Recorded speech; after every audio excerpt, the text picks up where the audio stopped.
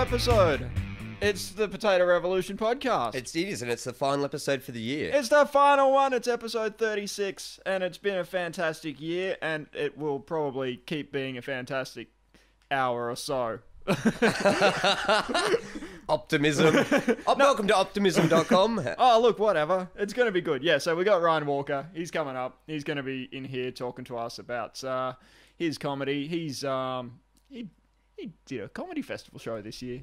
Yeah, he did. And then he got sad and left. Yeah, but why? You'll find out in the interview. That's right, you'll find out. But he's back. He's back. He's back with a vengeance. He's back and he's front. And his front? Yep. I didn't see his front. I saw his back and his front. Really? Yeah. You saw the whole show? Yeah, I did. We recorded it. Did you? Wait, I only heard it. I didn't get Let's just...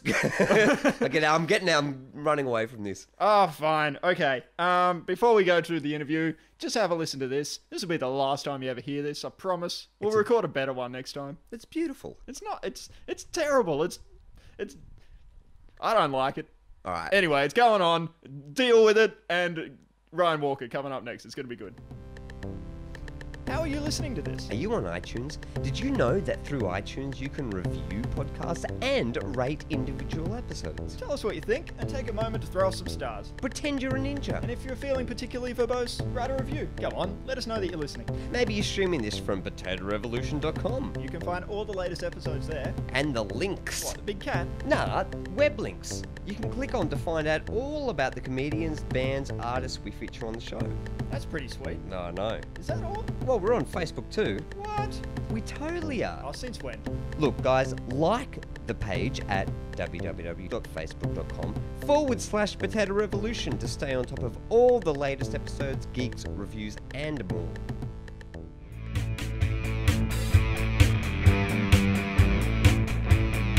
We're here now with Ryan Walker. Hey guys, Welcome. Thanks for having me. Oh, that's all right. Free beer, you'll get a comedian to turn up. Yeah, that's right. That's how we do it. That sweetens the deal. So, for people that don't know who you are or what you do, how would you describe yourself? A struggling open mic comic, I think is probably the best way to put it. So, when did you first get into comedy?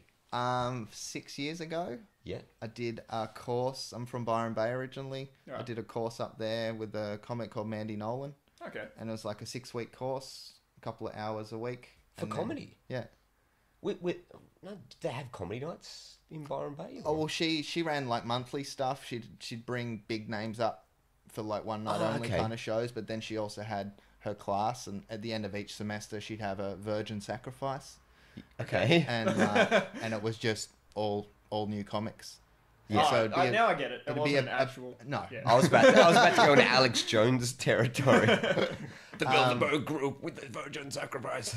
But yeah, it was a great place to do a first gig. And some people aren't into comedy courses. Yeah. Yeah.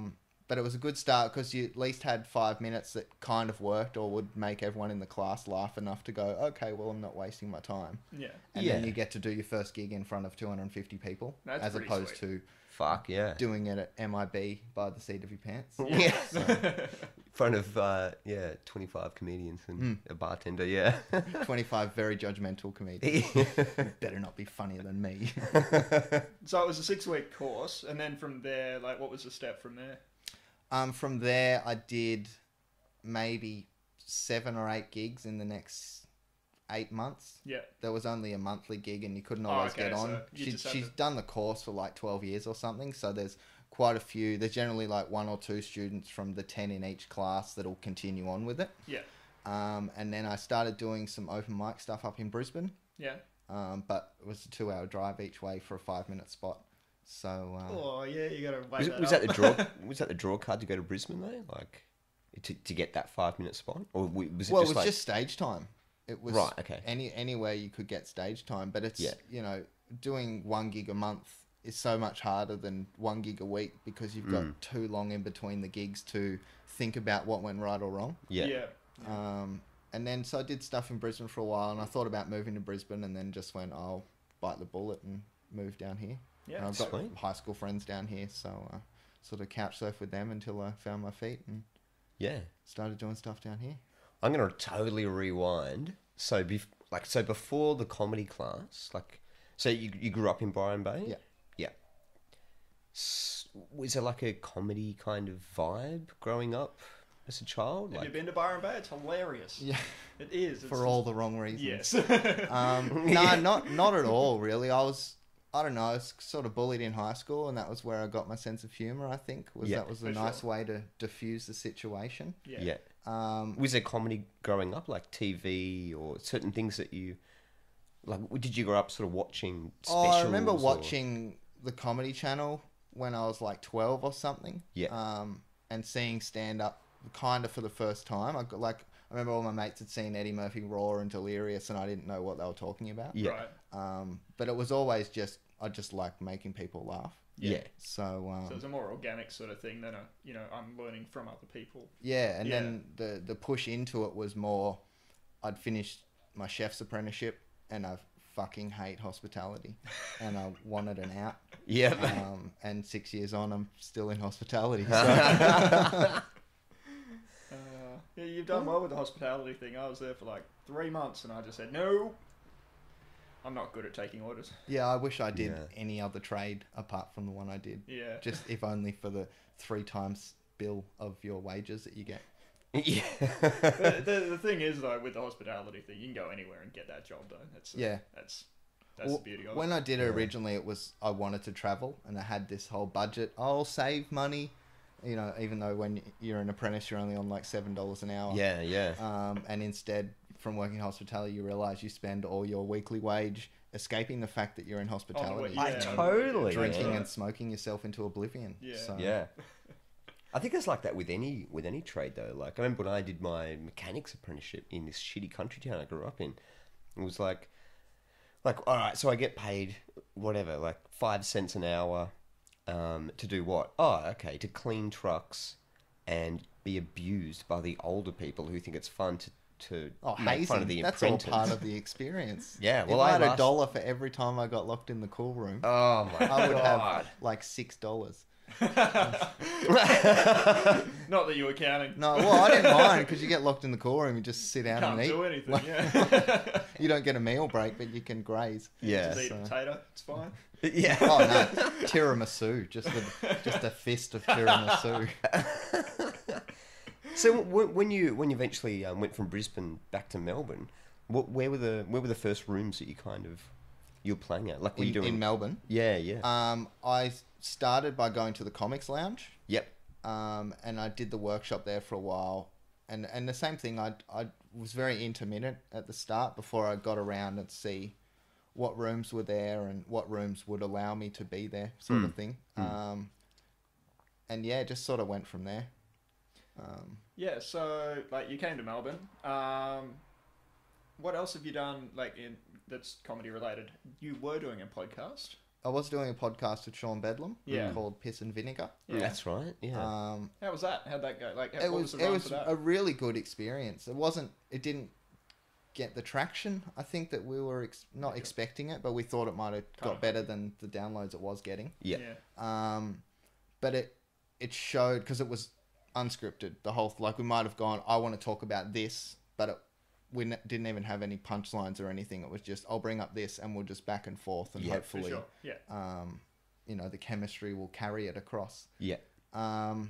So yeah, I did that for. I think we did 17 weekly episodes. Okay. But I was just talking to him the other day about kicking it back off again and actually treating it properly and doing a bit of preparation. And because originally the brief we had was let's just take the piss out of pop culture. Yeah. And it kind of just sounds like two angry men. Yeah, no, it very much was. Railing on the world. Yeah. We were gonna say, what was it called? The original name was Kids These Days. Okay. There's 2 other podcasts called Kids These Days. Oh.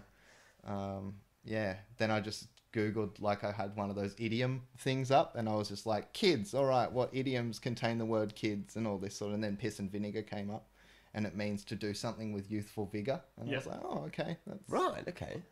I like that. Yeah. Nice ring to it. So, and so that went... So, 17 weeks. Did you just, did you run out of steam, or did you just go, nah, we're just done for the moment? We kind of ran out of steam. We started repeating or bringing up topics that we'd previously discussed. Right. Yeah, Okay. well, So no, cannibalizing old material. Kind of stuff. Yeah. It's also because you haven't like written it down or anything. You're just riffing, so you don't remember that you riffed something. Yeah, but Yeah. I had to edit it, and there was some heinous shit that was cut out of it because we also had no line. We'd say whatever. Like, I think it was episode 5 was just when the Batman shooting happened. Yep. And we just talked about it for an hour. Yep. And it was just filth. Yeah. So yeah, that's out there in cyberspace.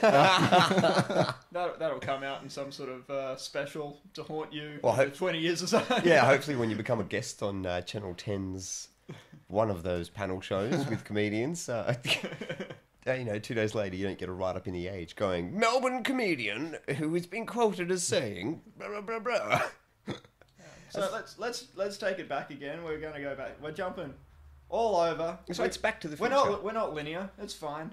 Back to your like growing up in Byron Bay. What was that like? Just a like nuclear family, that sort of thing. Yeah, it's sort of dysfunctional family, but its dysfunctionality fueled it. 80s Like child though. Like it's sort of, I don't know, for me and most of the people I know, it was kind of a normal thing to be dysfunctional.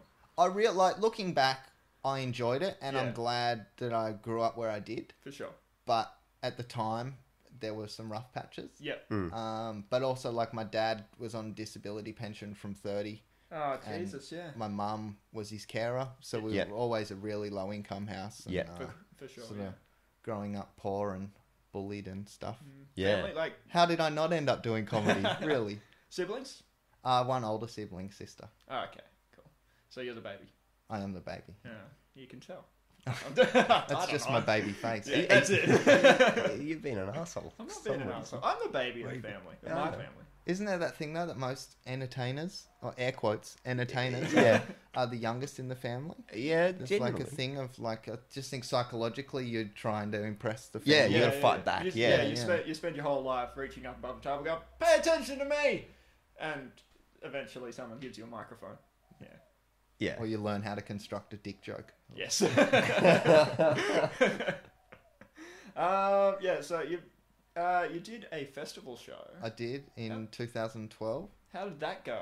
It was atrociously bad. Oh man, where was it at? I did it at Fad Gallery, I don't know where that is. and I just had Fad Gallery. such small numbers. Yeah. Is that next to It's next where to Crab Lab is? Yeah. Oh, right. Okay. And it was cheap, and it was only $70 a night, which is pretty good for rent during the For comedy sure, festival. But yeah, just struggled. Just more. It was a really personal narrative. Yeah. And I found it very hard to sell. Yeah. You know, going up to people with yeah. a flyer, going, "Do you want to come and see a show about bullying?" Yeah. It's really funny. Like Yeah. it's not the easiest angle to push. But I had some comics come and see it, and they told me they enjoyed it, so that was good. For sure. That was your first show too. Yeah, I did the same show at the 2011 Fringe as well. Oh, okay. Just as a free show, I did Melbourne, 7 nights. Melbourne Fringe. Yeah. Did you have to pay rent for the venue for that as well? Nah, or? I did a free show, so I got a free room. Right. Okay. But it was still like $220 to register it anyway. Yeah. For sure. Yeah. Yeah. So what can you take away from the experience though? What's the main moral to the story? Well, doing 50 minutes from 5 and 10 minute slots, like it's such a That's big a huge step jump. up. Yeah. And the one positive I had was there was a story that had a beginning, a middle, and an end. Yeah. So people were invested in the story, that they wanted to see the resolution at the end. Yeah. So I felt that helped carry the show. Yeah. But I don't think there was enough jokes in it. Right. There was a lot of stories and stuff, but I think it needed more just jokes. Just often a problem. Yeah, with just comedy. bring up something, go off on a tangent, hit a couple of punches, and then come back to the story, which is something I learned that year from seeing other shows. Yeah. But that was like you were still learning the process yourself. So Yeah. Yeah. Yeah. But yeah, I got a lot of confidence on stage out of it as For well. sure. Because it was such a weird space. Like it's on the 3rd floor, and the guy that owns it lives there, and so the space is actually his kitchen, and lounge room. Just imagine him walking through like in his dressing gown. Just, Oh, like, one getting night, milk while you... one night the phone rang.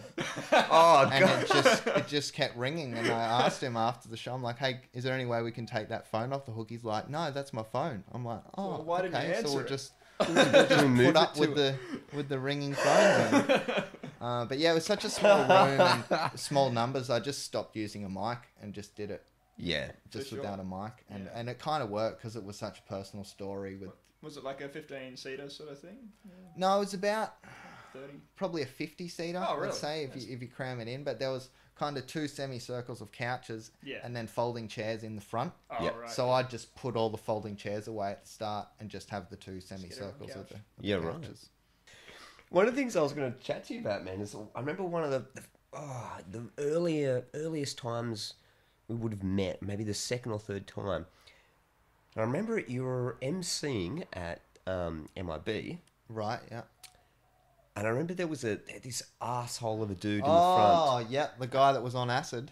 Oh, was he? Yeah, I found didn't that know out later that night, yeah. See, what I saw was he had like a weird pipe thing with him and That was the guy with the backpack, and he was sitting at the front table with his back to the stage. that guy? for some parts, but I remember With all, like, there was a table, and it was just, like, 6 blonde girls. And he then was by him. himself. The one I remember, he was by himself. I thought I'd only emceed it once, maybe. Or maybe that's the one he just doesn't remember the girls. Maybe, I don't know. Why don't you remember the girls? But I remember this dude being there, and very early on, he was just like yelling out cliche heckler shit. You're not funny. Tell us a joke. I get that a bit. So he was yelling that, and then, and like you were coming up with funny things, and then when you'd leave, there were newer comics like open micers that would get on, and they pretty much abysmal. Like I didn't find them personally funny. I thought it was dog shit, but that guy was laughing at them. And then when you got on stage and you were like warming up to the next act, telling jokes, and he'd start having these attacks, it was kind of like, all right, so this guy, he obviously just has a beef for Just some doesn't like reason. me. Yeah, for some reason he doesn't like you. I know. I remember there was a point in the night where, like, because you were like, like smacking him down, basically, right, putting him in his place. I remember there was a bit in the night where you looked at him and you were like, "Look, do you want to go? Do you actually want to go in Oh, there?" was that when he stood up and came at the stage? Oh, Because I remember that one time that happened where this guy was yelling all this stuff, and I was just jokingly like, "Do you want to go, mate?" And he stood up and walked towards the stage. I'm like, "No, No. just joking." And then security threw him out. I think that might be the same night. Sometimes when dealing with hecklers, I get a bit too aggressive. That's Yeah. a brilliant way to get somebody kicked out, though, is antagonize them until they approach you, and then security. This guy's come out of up. line. He's- Can we get rid of him? Get rid of him. Yeah. You started it. You saw it. You all saw it. It's funny, I've got meathead mates who that's how they get out of fights in pubs. Like if there's a guy being an arsehole and they're shooting him down going, "Mate, get in your place, you're being a fuckhead." Yeah.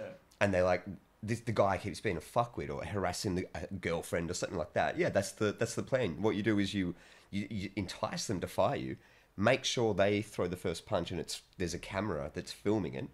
As soon as they do that, you go, "Oh, I didn't try and hit you. You hit me." Now I'm just defending myself. Yes, Damn. exactly. I had a guy try and fight me one night, and then stopped and kind of thought about it, and then said, "Oh, nah, you're probably one of those weak cunts that's really good at karate." And just walked away. And I was like, yeah, I am. Yeah, keep walking, buddy. Whoa. That to me sounds like a way of someone going second guessing their own skills. So they're going, "Oh, maybe I'll give him a compliment and he'll like me," but at the same time, I still want to feel like a man. Yeah, Like- I mean, anyone that is intimidated by this, wow. Oh, sorry, I didn't mean to laugh so hard. It's quite all right. Self-deprecation is my Yeah, it's funny that. Well, you never know. You never know what people are capable of. Oh, that's true. I saw a guy bite a man's ear off once. He was a boxer and everything. Yeah, It was on television. I'd thought rather you not were know. talking about Like if I'm a weapon, You don't want to know about that. I don't. shit, I don't want to know that can happen. yeah. I just want to stop you for a moment. What the fuck are you doing? Yeah. it was on silent. Oh, no. No, I was whistling. Sorry, I was whistling. No, it was Something fine. Doctor Yeah. Who themed. How did you rate it? Yeah. Anyway, Weirdest fart I've ever heard. it's all right. It's all right. Everything's good. Unbelievable.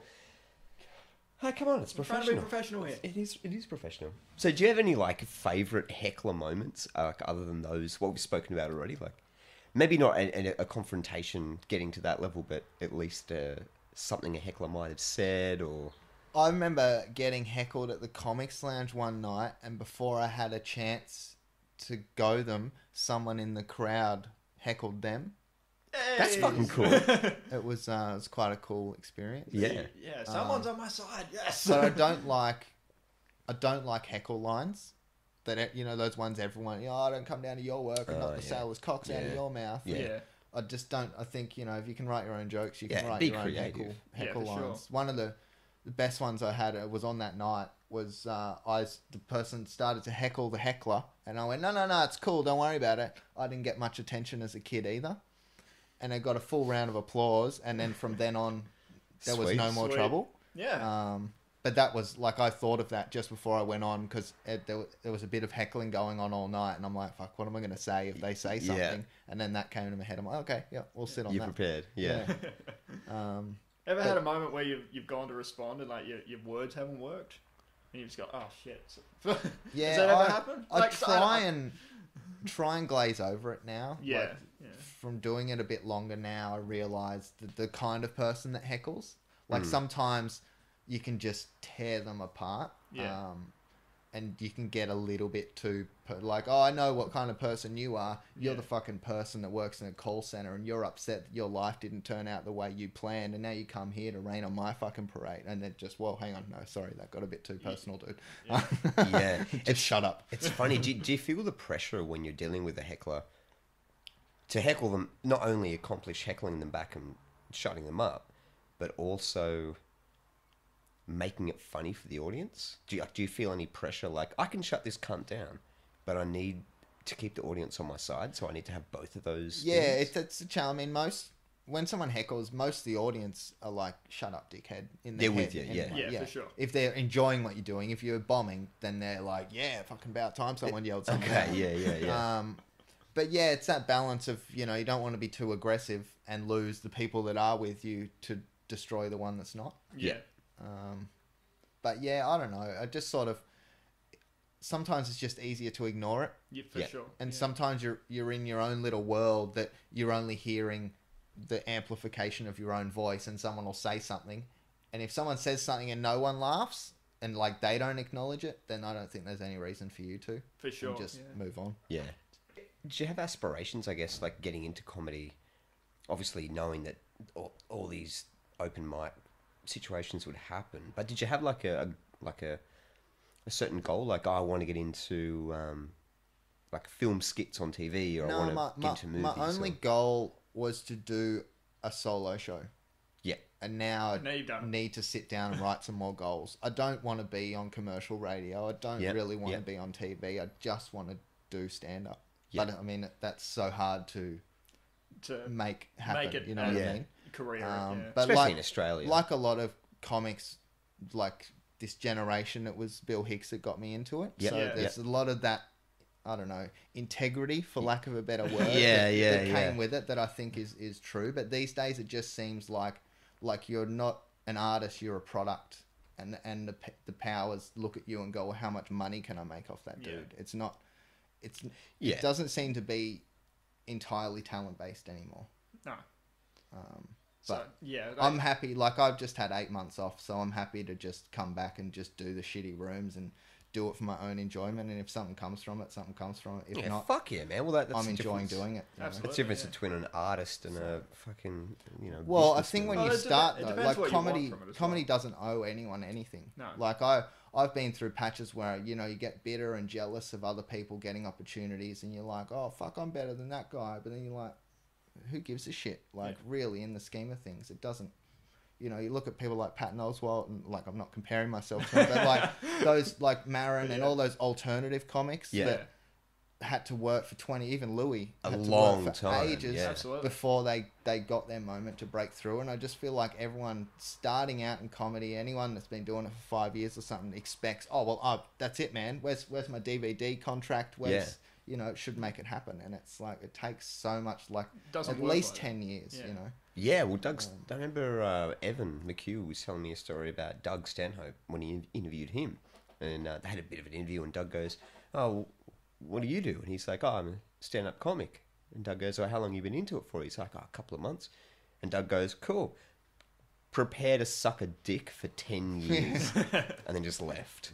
I'm not going to set myself up a Facebook fan page like some people. Like, some people do 2 gigs and they're like, "Hey, like my Facebook page." It's like, well, let's just see when you start getting more than a drink token for your efforts. Yeah, Yeah. I think so. So you disappeared recently, Yeah. and then came back. What was the reason for the? Do you want to talk If- about if Do you you want wanna the talk truth, about man? Oh, I just, my whole world just imploded. Like, You just needed space to get out. I hadn't worked for a while. I was on the dole, Yeah. and I ran out of money. That'll do it. My relationship broke down, and Yeah. I maxed my credit card out, and my lease ran up all within a week. Oh my god!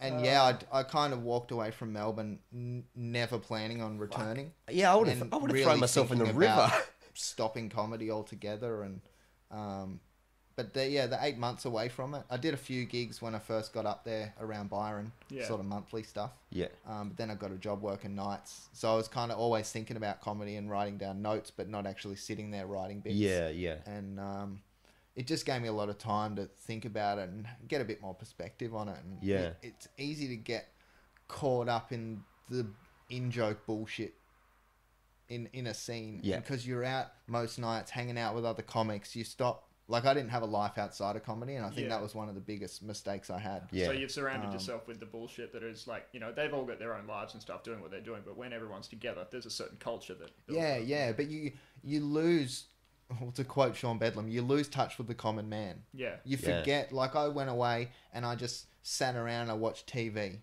I Yeah. played golf. I just did all this mundane shit Yeah. that normal people do. And I was like, oh, right, you know, it's not just you going out every night to an inner city bar doing your jokes. You know, Yeah. there's so much more to life. And such a big part of comedy is making it relatable for the audience. Yeah. And you lose that connection if you're not Yeah, You're true. not being You don't want to. yeah, if you're not Yeah. living a regular life yourself. It's the difference, I think. Like, now I don't try and write funny. I try and write truth. Whereas Yeah. before I'd sit down and go, what'll make people laugh? And I don't think you're not going to get the insight that good comedy is. I think it's more listening to that inner voice, that little hide at the back of your head that's always nagging at your regular thoughts. Yeah.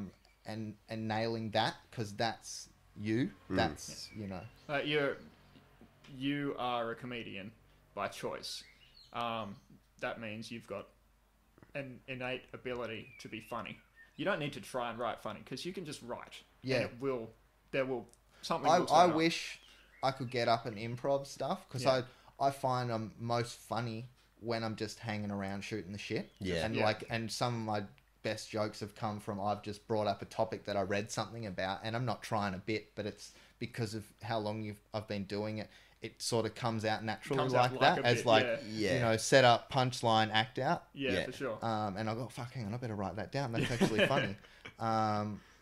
But yeah, it's just more the truth thing is what I'm trying to hit now. Yeah. It's, yeah, but it's also Do you say truth? When you say truth, do you mean truth is in like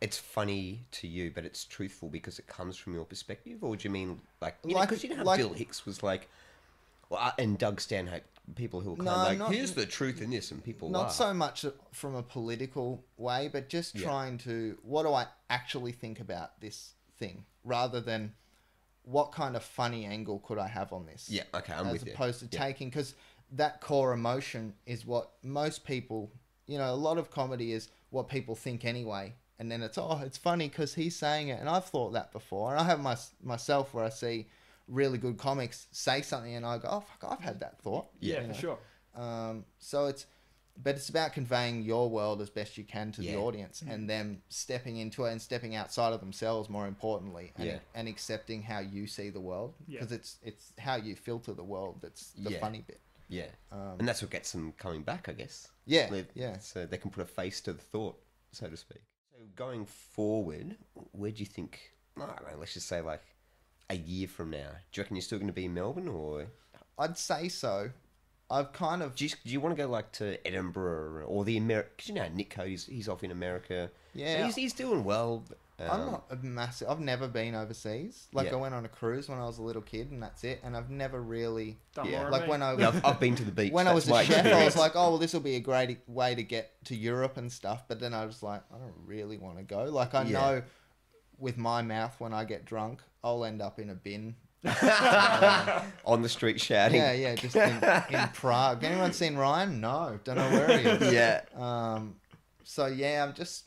I don't know. I mean, but a lot of my money in that period was just wasted on, you know, getting fucked up. Yeah. Yeah. So, you know, it's as much a financial barrier as a personal one. Yeah. Is there any stuff that's coming up that you might like to plug? No, nothing. No.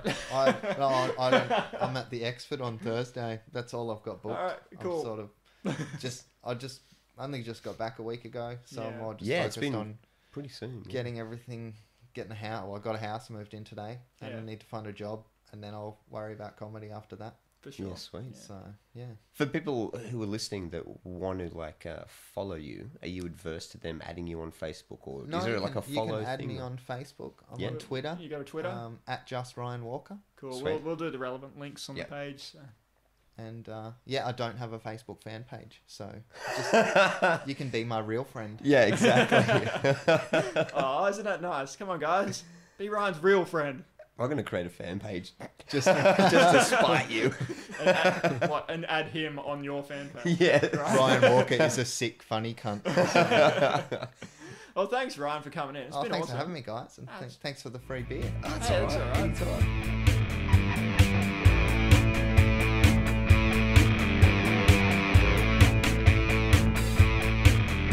Yeah, so that was Ryan. After the podcast, we went and had We went and had pizza we went and had pizza. and beer We had pizza and beer. and awesome chats. And that awesome should have chats. been recorded. We should have recorded it. But it was But we'll save it for next time. We're out at the what? Next time he comes in, Oh, I'm okay. dragging him here. You're gonna dragon him. Yeah. Just when did you know how to dragon people? Hey, look, I've got are monkey you? memory. You medieval man. Yeah, exactly. So when people say medieval, like when I was a kid, I was really into like the Middle Ages and stuff, and Yeah. then the term medieval came up, and I was like, what does that even mean? Because growing up in the Christian neighborhood that I was in, evil was like a Evil bad is thing. evil, yeah. So Yeah. medieval. What, Medieval is was that a like medium? it's like a lukewarm kind of evil. Yeah. It's just it was a sign of the times. They were all going to hell. Well, not actual hell, lukewarm hell. Yeah, they are quite interesting terminology, isn't it? Dark Ages. Yeah. Medieval. Yeah, but it's not evil. It's evil. I know. Yeah, so maybe it was like medieval. I don't even know. This is not a I don't show even know what about. I don't know. We don't- We're moving. Are we moving on? Oh, I think we should move All on. right. Okay. This is the last episode for the year, guys. We told you that earlier, and I'm just reiterating that because it's important. Yeah, and the good thing is next year we've got a lot of interesting things coming up. It's total revamp. All the things that you've loved and that we've loved doing during this year and since we first started the podcast, they're going to continue. But there's going to be a whole lot of other stuff going on. It's gonna be bigger and better, and we're really excited about it. And there's a Yeah. whole bunch of work that we've got to do between now and when we come back, which will be I'd look for late February. Yep. Was when the new episode should be out. Yeah. No. So don't go, oh, they're not doing any episodes anymore.